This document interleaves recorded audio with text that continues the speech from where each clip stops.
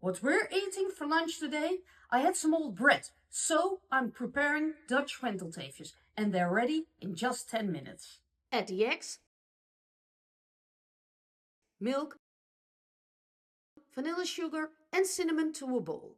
Whisk everything together and pour it in a shallow dish. Place one slice of bread in the mixture and let it soak for about 1 minute per side. Day-old bread can soak a little longer. Fresh bread needs a shorter dip. Melt butter in a skillet over medium heat.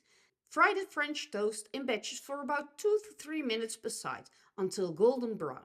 Serve warm with sugar, confectioner's sugar or extra cinnamon. Fresh berries or apple compote are great to serve with it too. And they're done. I've put some cinnamon sugar on top, so they are very delicious.